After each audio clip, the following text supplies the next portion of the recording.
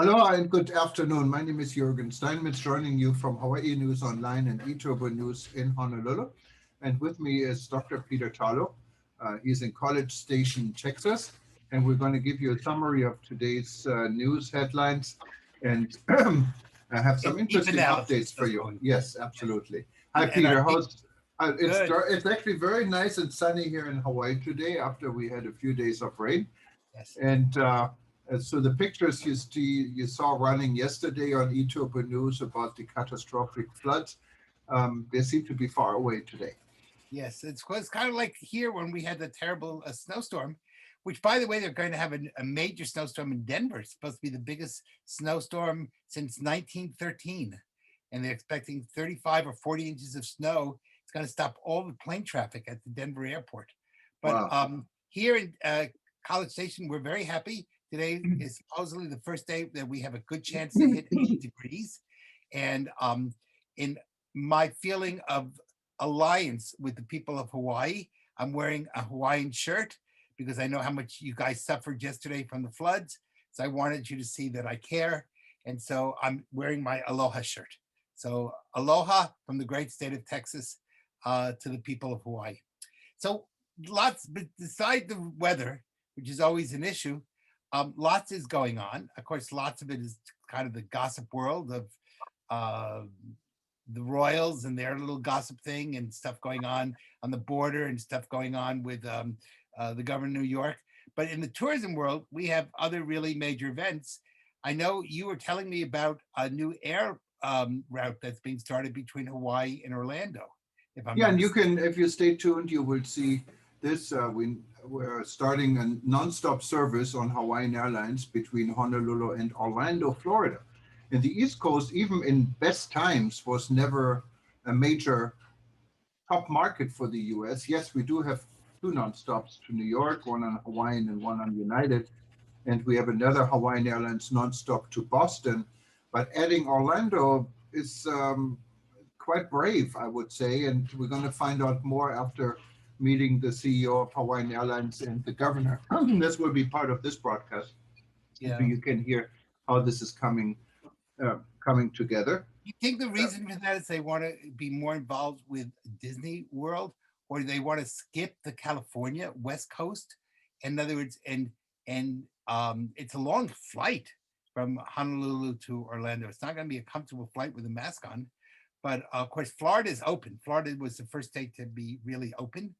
And the economy in Florida is booming. I wonder if, the Hawaiians are going to Florida maybe to get away from masks. Well, I don't think we're too much about Hawaiians going someplace. I think it's the other way around. Hawaii is looking for tourists, and I think this may be an opportunity they haven't thought about. Kind of remote, maybe both way travel is fine. People love Disney World, of course, and Disneyland. And there could be maybe it's also an attempt to get traffic away from Caribbean destinations. Hawaii is now competing. Our tourism numbers are way down and everyone is competing very hard. So this could be another reason. And hopefully we'll find out more today. Well, Hawaii has some advantages over the Caribbean. It's clearly English speaking. And for Americans, we don't need a passport to go to Hawaii, which means that you don't have some of the problems of international travel. Of course, the Caribbean is closer to the big population centers on the East Coast. But the other thing is that California, which is doing so poorly, and I don't think I might be wrong, but I'm pretty sure Disneyland is still closed or semi-closed. And so Orlando is really the other side of the Disney World, Disneyland spectrum, we might say. And of course, there's huge numbers, not only Disney World in Orlando, but lots of other theme parks. I mean, Orlando is theme park city. So I'm wondering if they're hoping to bring people in from Asia. In other words, stop in Hawaii and then from Hawaii go on to Orlando. I don't know. I'm just trying to think that through. Yeah, that's an interesting thought. Of course, right now at this moment, there are no flights to Asia from here. It's still COVID times with some very rare exceptions, and I'm not even aware if these exceptions are still operating.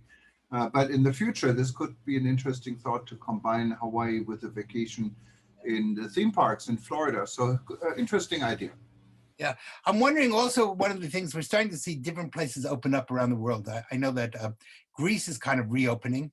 Now, I don't know if they're just taking a stab in the dark, or I do know there's a deal between Israel and Greece. Israel is working hard at vaccinating many of the people in Greece. Israel has a surplus now of a vaccine.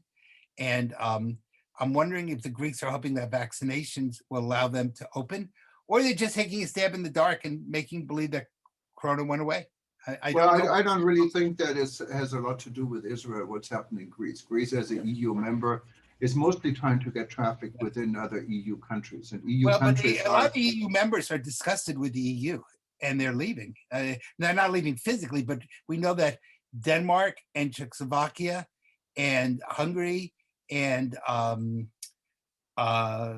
who else? One other country, it escapes me for the moment, but they're all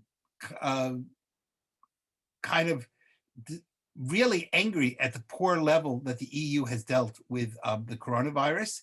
And many of the European countries are really suffering. They're not doing well. And so they're looking for other alternatives. No, we're talking about really inter-European travel. Inter-European travel really has never stopped for the most part, but there are now new regulations. And what's happening in Greece, that the Minister of Tourism 2 days ago announced, or yesterday, no, 2 days ago, announced that Greece will let anyone in who is vaccinated, and also who can show a test.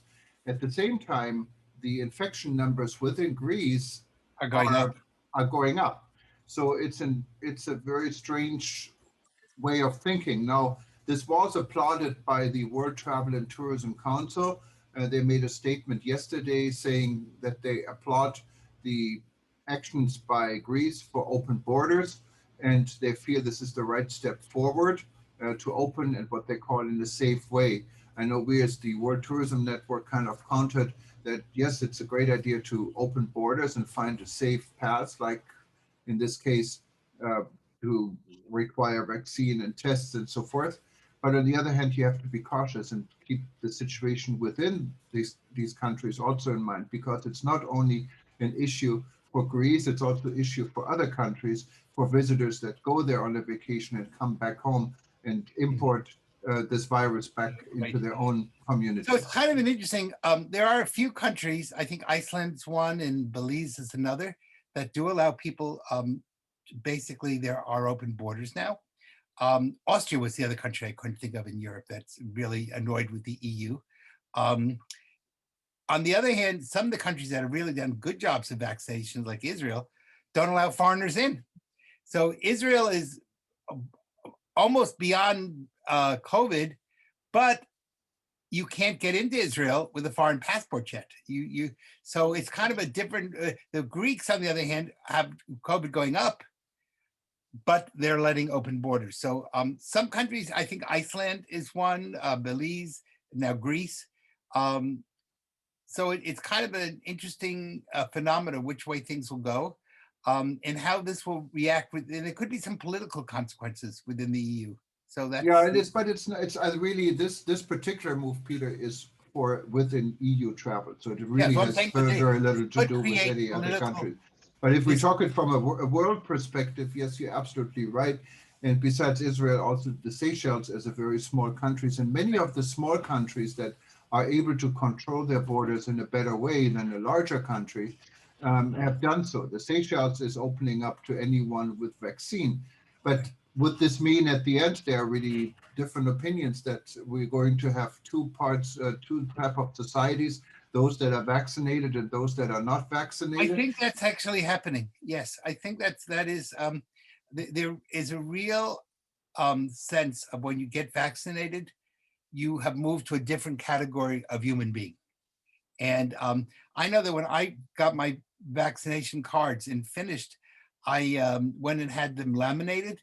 And I said to the lady, I feel like I won a jackpot. And she said, yes, everyone who comes in says the same thing. In other words, you feel like you've moved from one class of person to another class. Yes. And it's a liberation card. So, it's hard to tell how this world is going to work itself out. I'm afraid it's not going to be as quickly as I think people would like. On the other hand, there's tremendous amount of COVID, uh, people being tired of COVID fatigue, and there's the economic consequences. And of course, lots of people with small businesses or whatever, they're really suffering. So they're not suffering from COVID, but they're suffering from, will they exist or will they go under? And you see that we talked about it last time about Brazil. The situation, by the way, in Brazil is getting worse. It's now over 2 million people a day, and the hospital system is now on the verge of collapse. And so, but each country has its own particular problems. As we talked about Brazil, how do you keep social distancing in a place where you have large slums, favelas, and those are almost impossible to keep a difference. Yeah, and you can see every place in the world has different opportunities, different situations, and one isn't the same as others. Even if you look at a large country like ours, you have very different situations. I mean, I would probably feel 100% safe to go hiking in the Arch National Park in Utah or someplace in Montana. I don't think you have to worry too much about COVID. But No. if you go through Manhattan in New York, it becomes a different story. Of So, course, you have a lot of people in Manhattan. You right. have a lot of people Yes. in a national park in Montana. You can be like, you know, I don't disagree that you should use a mask, but when I go walking at 6 a.m, I don't wear a mask. I'm the only person on the street, and I don't Right. think I'll give the trees COVID. So, but if I go into a supermarket tomorrow morning, I will wear a mask. So I think we're going to have to put a little bit of common sense into this. And I don't know if the public has that much common sense. Hopefully they do. And it's in travel, though, the big fear that I have is the issue of terminals, and getting airport terminals are probably the most dangerous place going. Yeah, of course, because you have people coming in from all sides of the world and coming together. And I'll see this. You'll probably see me later on this news broadcast, because we're going to combine it, going to the airport in Honolulu and expecting the So departure I for really need Hawaiian you. Airlines Are you to going to, Orlando. hopefully you're going to social distance and wear a mask. I And wear my N95 mask, and I swear I still cannot understand for the world of it why the CDC is not recommending N95 for anyone. It's, in my opinion, it's a completely misleading of the American people. It's criminal. And a CDC should not get away with this in not telling the truth to everyone. I well, understand it's a different story if there are not enough masks. But then you say this, you say there are not enough for everyone. So this is the best, second best alternative. But saying you don't need this mask because it's not going to do anything for you is simply wrong. And we all, everyone who, yeah. you know, Well, people are going to have to make compromises and come up with what they can. Certainly, a poor family is going to have trouble buying, 5 masks for everybody and then changing all the time. I would say at this point, the important thing is that people do wear a mask when they're in public. That's already 40% is better than 0. So it doesn't mean that. Now the real issue is, why are they so expensive? Why aren't they given out for free? yeah, And that and in many countries where you have a public healthcare system, or you have an insurance system, like in Europe, it's not a public healthcare system except in the UK, where the insurance are mandated in prevention and not just in treatment. yes. Then this becomes also an advantage of being in such a system. And not to go into the healthcare system here, but I think we're focusing way too much on treating people that are sick, what is cheaper, because they're only going to be a small percentage, instead of getting a large percentage of people prepared for any illness, whether it's COVID, Yeah. any type of tests. I actually think it's cheaper to do preventative medicine, because you Right. don't lose people from going to work. You don't have to have as much invested in all the types of hospitals. But that's another story for another day. I think right now the real issue is the world needs to be thinking through how to open up. We need to be getting vaccines to as many people as possible around the world. And we need to be thinking of what will be the next stage of tourism. Hopefully in 2021, we can say that the COVID era has come to an end, and we can, by 2022, be really open to a world where the world we used to know, and back to a world of where people traveling and getting to know each other and business going back. Those will be major successes if we can do it. Yes, absolutely. And let's hope for this. All right. We're So all don't going get from month to month right now. We don't know what the next month will do, but let's see where it progresses. Well, go represent us at the airport in Hawaii and try not to get sick, and wear your Aloha shirt like me, and know that while I will not be in Hawaii, I'll be in College Station, Texas. I'll be with you all in spirit. All right, Peter. Okay, Bye-bye. you take care. Bye-bye. Bye-bye.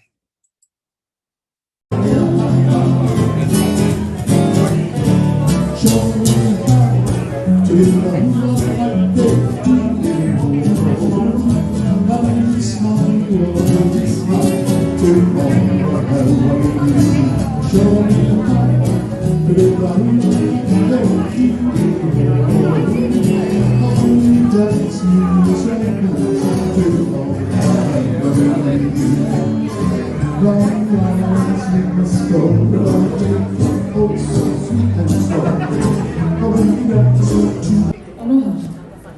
My name is Richards, and I am a part of the Hawaiian Airlines Ohana, and again, it is my privilege to be here. We have a few special guests that we would like to recognize at this time to share a few thoughts with you. My pleasure to introduce our President and CEO of Hawaiian Airlines, Mr. Peter Ingram.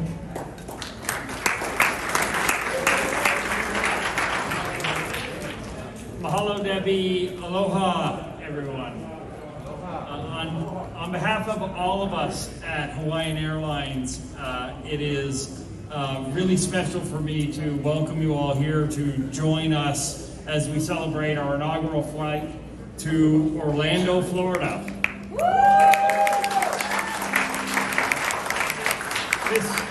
This new service really marks a significant time for our airline, and I've noticed, throughout the past week, all of the talk in the media much of the talk in the media has been about the news of the anniversary of the declaration of a pandemic and so many of the challenges that we have faced in the past year. It's really uplifting for me personally, and I'm sure for our airport team and the crew operating the flight today, to not only be able to be starting to restore service, but to welcome guests like you today to a new nonstop market from Honolulu Airport to Orlando, Florida.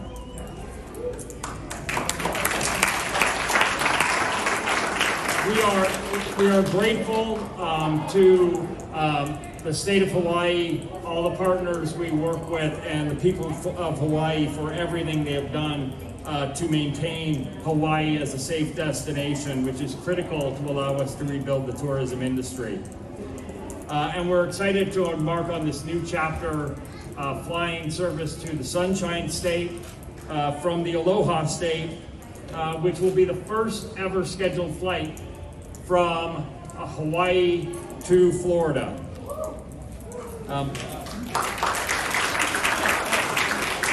Orlando is a city we've had our eyes on for quite a while. We're pleased to not only be welcoming visitors from another destination on the eastern U.S., but also to offer a new place for our Kama'aina travelers, because we know this is a very popular place for visitation as well, and our Hawaii people like to travel, and I know that includes so many of you today who are excited to get a nonstop flight to Orlando. This is our third destination now in the eastern U.S., following additions in recent years of Boston and New York, and the first city in the southeast U.S. to join our network. And over the next few weeks, we've got some other additions coming, including new service to Ontario, California, and Austin, Texas, coming next month. As we prepare to board today's flight, I want to recognize and thank our airport team, our folks working on the ground, the in-flight crew, and the pilots who are going to operate today's flight, who have worked tirelessly to welcome you all and welcome you today safely. And finally, I'd like to thank Governor Ige for joining us today to mark this special occasion and welcome him to say a few words. Mahalo to all of you for making this new route possible, and have a safe and enjoyable time when you're in Orlando. Aloha.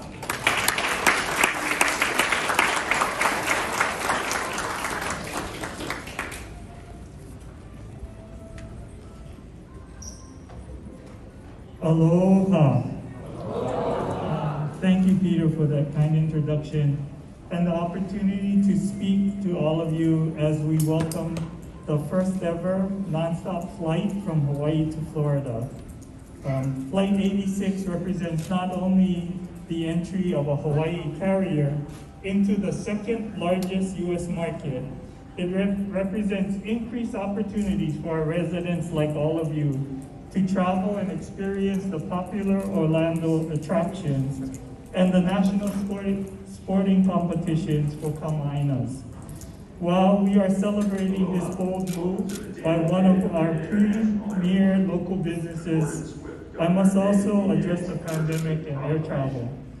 We will continue to be vigilant in our Safe Travels program, and Hawaiian Airlines continues to be a vital, trusted partner with the state of Hawaii to ensure safe air travel for all. We continually assess our travel policies to keep communities safe as we work on economic recovery. Hawaiian's nonstop service between Honolulu and Orlando will provide geographic diversification and growth in passenger opportunities. This will be a big step in increasing revenues for the state and getting our community members back to work. Hawaii continues to have the lowest rate of COVID infections and the lowest death rate in the country. And we are all getting better at knowing what actions we need to take to keep our community safe. Wear our masks, wash our hands, and maintain our distance. I'm thankful for all of the residents here who will be on this inaugural flight to Orlando. I want to thank you for making the sacrifices to continue to keep Hawaii safe and really appreciate all of you. I would like to take this opportunity to also thank Hawaiian Airlines for taking this bold step in expanding service so that our Kamaina have the opportunity to safely travel around the United States. COVID has changed Hawaii, but I embrace this move by Hawaiian Airlines to safely grow the visitor industry and to help those in our community that are struggling. We need to get people back to work. We want our travelers to be responsible and wear their masks. We want our friends and family to be able to safely gather and travel. Mahalo again to Peter and the entire Hawaiian Airlines Ohana for bringing this exciting new air travel choice to our residents and visitors alike. May all your routes grow and be successful. Thank you.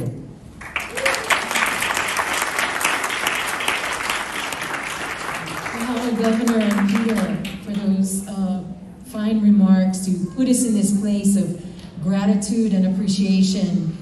And as the governor mentioned, to be safe. So while we start preparing to board, be mindful of your distance, be mindful of each other, and to, take care, and again, be aware of your surroundings.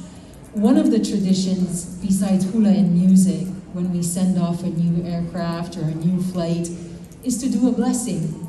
It too is a tradition at Hawaiian Airlines, and it gives me great privilege to introduce one of our own Hawaiian Airlines employees who has gone to the ranks of retirement and is now off on a new tangent and a new path.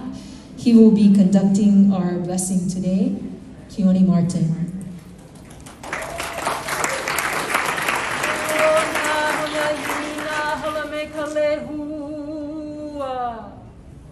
E halele hua no ia na ka noi.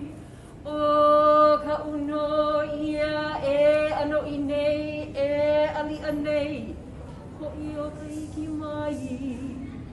A hiki mai no oi. A hiki puno me ke aloha. Aloha e. Aloha e. Aloha e.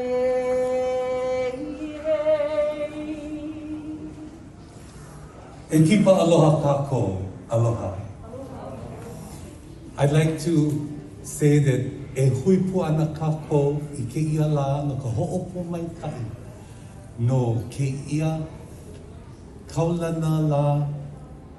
We are here today for the blessing, of course, of joining two cities, connecting them with aloha and ho'okipa. And as is custom with Hawaiian Airlines, the music and the gathering, we of course use the elements known to our islands. As you see the mailele over there, the maile is the connection between the heavens and earth. We also use the Hawaiian salt, the pa'akai. And the pa'akai is of course used to preserve all the energy and to preserve all the goodness. And also we use the water to purify. And we, of course, all together we want to make sure that there is purification and multitudes of blessings for this route, so that Hawaiian Airlines together can be ho'ovaivai. Yeah? Can you say ho'ovaivai?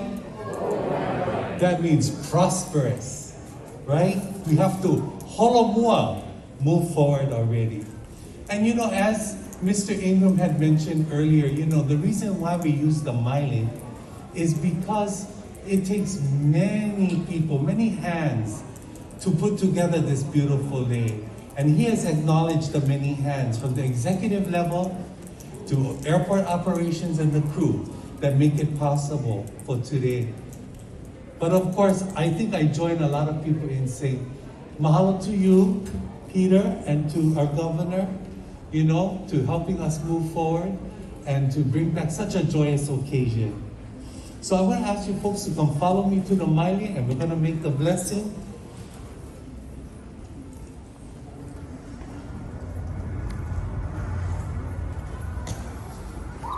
Ke akua manawa, ke aku aloha, e ho'opo mai kai ana ke ia le maile. Do ka vehe ana, do ke ia ala hele ho. Ma ke ia kulana kauhale o Honolulu. Governor, you take one side, Peter.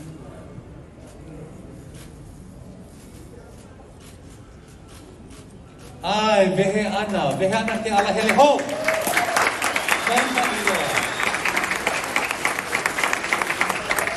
Mahalo, mahalo. Belina mai kako. Thank you. Mahalo.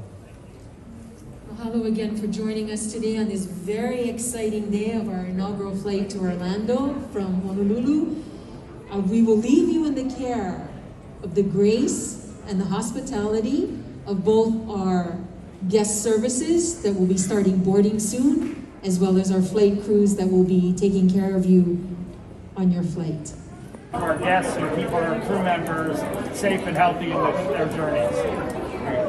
Could you address the fact that For U.S. Airlines, and with that, we are now at a point where we can confirm that we will not be furloughing any employees any earlier than September, and our hope is that this is going to give us time to grow and continue to rebuild as we see visitors beginning to come more to Hawaii, and we will be able to move beyond furloughs indefinitely and really start a new era of growth for Hawaiian Airlines.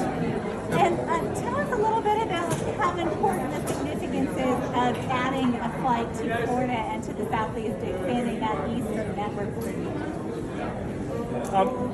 One of the things that we're aware of is that the depth of some of our traditional markets isn't going to come back to 100% fully.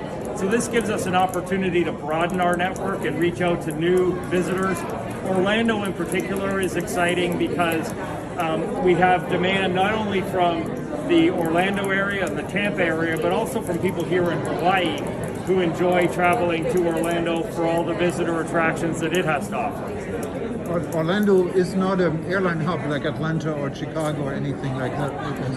So you expect the traffic to specifically come between Orlando and Honolulu, or are you also competing or getting people to travel to Hawaii instead of the Caribbean or Bahamas, what's right up the doorstep? We expect most of the traffic to originate either in Central Florida or in Hawaii. There will be some connections, but it'll be limited. But I mean, your target in Florida, in Central Florida, is the idea also to get people from Florida to think about Hawaii over thinking about going to Jamaica or to a Caribbean destination? I think for us it's more of a compliment. The part of the reason we were attracted to Orlando is that there already is a lot of demand that comes on connecting services today. Typically when you add a nonstop service, we not only get some of that demand, but we also stimulate new demand because it is more convenient for people to travel nonstop. So we think that's where most of the traffic will come from. From the revenue point, flights to Orlando between Honolulu and Orlando has been quite cheap compared to flights Honolulu to Washington, for example, or even New York. I mean, I've seen it myself. You can buy a ticket on United via Washington or Newark to Orlando for a lot less money than just going to Orlando. Is this a risk you're taking with the low fares in place, or will this change after, or has it changed? I think we're going to have very competitive service, and we will price according to the market, and we believe we're offering people new travel options, and we'll be able to price competitively as we have when we've added service to places like Boston and New York. So Peter, if you could talk a little bit about the fact that with the pandemic, kind of the makeup of demand had changed, and we've seen more of a demand for leisure coming back, but not group. Is that something that, I mean, Orlando kind of fits into that, but is that something you're expecting to see for another year, or maybe even longer? So most of our travelers, given the nature of our network, are leisure travelers, and the vast majority of it is independent. I think it's going to take a while before we get business travel back, which isn't significant for Hawaii, but there is some when you think of conventions and group travel. I think it's going to be a while before that traffic comes back. But there's a lot of pent-up demand from people who want to travel for leisure and are looking to get away.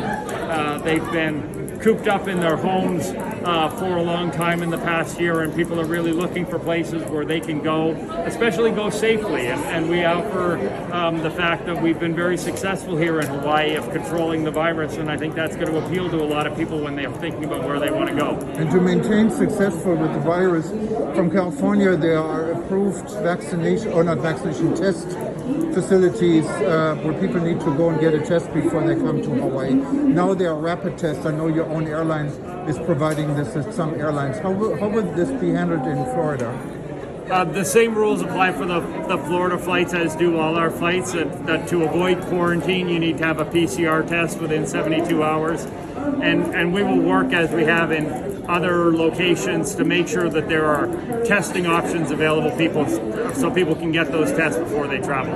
What about what some airlines specifically in the Middle East, I'm talking about specifically Qatar, Etihad, and Emirates are doing, requiring a rapid test. I heard Lufthansa is going to be along this line now.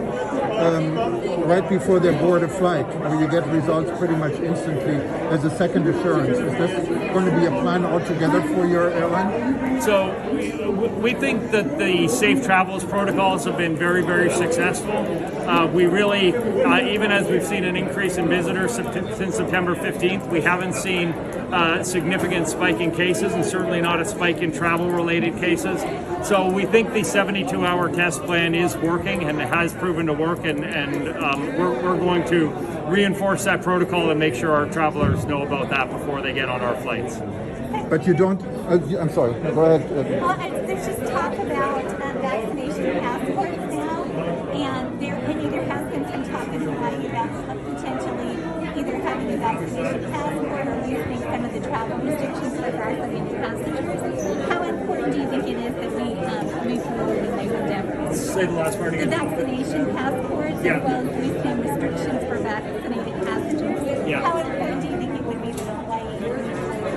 So I think, we're not the policymakers. I think there's been a lot of discussion about whether proof of vaccination, completing the vaccination protocol should exempt people from testing. Right now, that's not the rule for Hawaii. Right now, that's not the guidance that the CDC has laid out more generally.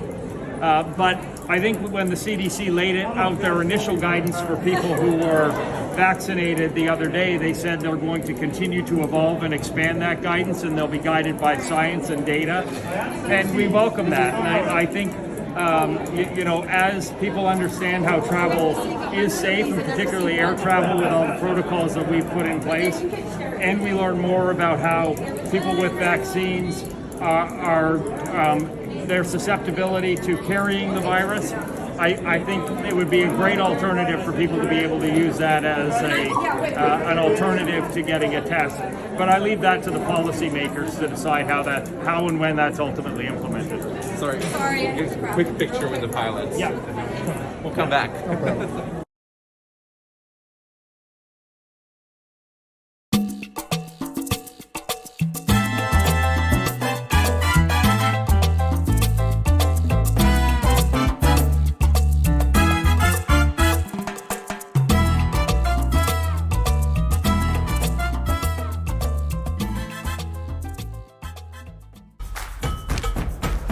Minister, good morning to you. Morning. I think we need to look forward, not worry about too much about how bad the situation has been. If we do look forward, how are you forecasting 2021 is going to be for Jamaica? Well, 2021 has not started well for most of us in the Caribbean. As a matter of fact, most of us in the Americas, because our source markets, the US, Canada, and the UK, have all but shut down. And so the traffic from those destinations into us has been very, very slow. In fact, the flow has been anemic. So our winter, which is January to April, that constitute more than 40% of our earnings as well as our arrivals, has all but shut down. And so we have not started very well at all. So essentially 2020, the peak season for you is traditionally, obviously the winter time as well as the summer. Do you believe, if you look at, say, European visitors, do you believe that you can rescue 2021's season, summer season? I believe that summer is possible. There are indications so far. The pacing so far for summer has been reasonable. And the expectation of the UK opening up somewhat after April, the US having vaccination going reasonably well, with expectations of being perhaps around 50% by June, we should see some level of improvement. So I believe we can rescue summer. Some form of cruise may also begin sometime in June. So we're expecting that some possibilities exist, Richard, for a level of rescuing for summer. Right. Now, the issue, of course, turns then into what will you require? Are you, I assume you're considering the introduction of vaccine passports or some form of vaccine requirement for visitors. There's mixed views on this, Minister. Some people say it's the way forward, like Australia. Others say no, it creates a discriminatory effect. Where does Jamaica stand on vaccine passports? Well, you know, the mixed views is very much here. My own take on it is that when I look at how the world is proposing to vaccinate itself over the next 5.1 years, and with the expectation that a 75% coverage would give some level of normalcy, I cannot accept that we would begin to have a vaccine requirement as a condition for travel immediately. I imagine that perhaps down the road, but certainly not immediately. If that happens, we are going to find the level of discrimination and inequities prevailing at a level that may be very disturbing, if not disrupting, to global peace. Because the larger and more affluent countries have literally cornered the vast majority of the vaccine that's available. The last stats I had on it was that 75% of the vaccine available is already cornered by 10% of the world's largest countries, where that leaves small countries such as ours, and particularly those that are highly tourism dependent, like the Caribbean and the Philippines and the Maldives and so on, is in a state where we're going to be left behind. So if the politics of vaccine is to be played out, then the smaller countries are going to be left behind, and that will cause quite a bit of disruptiveness, not just within our own space, but in the global community. Yeah, my take on the matter, therefore, is perhaps testing should continue, and negative test requirement for entering the countries could be a way forward. Vaccine will definitely be part of the mix, but I cannot see it as being the reason or the raison for travel in the short term. But you're in a difficult place here, aren't you? Because on the one hand, your own people, your citizens, you don't want a vaccine requirement, a vaccination passport requirement, because you want them to be vaccinated as well, and you don't want the economy to suffer. But your main tourism comes from those countries that are highly vaccinated, and those countries may, the people in those countries may demand that they only go to places that require other tourists to be vaccinated. So you're caught in the middle. Yes, indeed. You're quite right. And that's part of the concern. And diplomacy has to be engaged here, Richard, where we have to look at how do we have a balance. And that discussion will have to take place at many levels, including the tourism authorities, the UNWTO, WTTC, and other mega entities that help to manage the industry globally. I think also that local diplomatic arrangements will have to be engaged in that regard, because you're right. The larger countries that are highly vaccinated will require, and indeed I fear that a tiering system might even ensue, where they begin to categorize countries in relation to the level of vaccination that they have achieved. And that would be, I think, devastating for us, particularly those who continue to suffer. I make the point very quickly for you that of the 100 countries so far, according to Bloomberg, that has had any level of vaccination, most of the third world is out of it.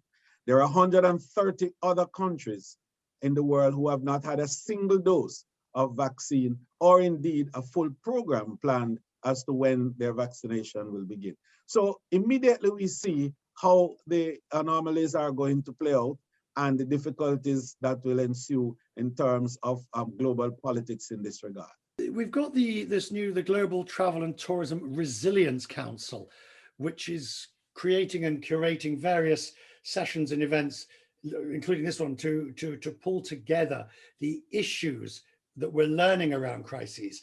How can this council be looking at, I mean, it's eminent members, self-included. This is a major crisis, but I assume that the Resilience Council is going to be there for other crises as things move forward. Well, the Resilience Council, of which, you know, I'm co-chair with Dr. Talib Rifai, along with the Global Resilience and Crisis Management Center, are two of the key, I think, institutions that are at the forefront of looking at how to drive equity and fairness within the industry overall. But the more important role with them, Richard, is how to help countries to build capacity to withstand disruptions such as pandemics, to manage it, to recover, and to thrive afterwards. And I think that their role is going to be heightened during this period, especially in getting the small and less resourced countries to develop the capacity to understand what is required of them and how they should act. But I think finally they have to create a stronger voice, and they will have to collaborate with a number of other global networks to ensure a better understanding of what is required of everybody, but more so to develop within them the capacity to act and the will to act, because that is going to drive the necessary action that will enable resources to be had. So Minister, I want to finish talking about your own country again, Jamaica, and you know, the tourism companies, the travel companies, the hotels, the airlines, they're suffering. So they only have limited capacity for investment and to pick up the slack of jobs, furloughs, and things like that. Jamaica clearly still needs to put forward a first-class tourism product, and that is going to require government to borrow, to take on debt, to go to the international lending organizations, because if you don't, along with other Caribbean countries, you'll be left behind. You're in a very tricky position.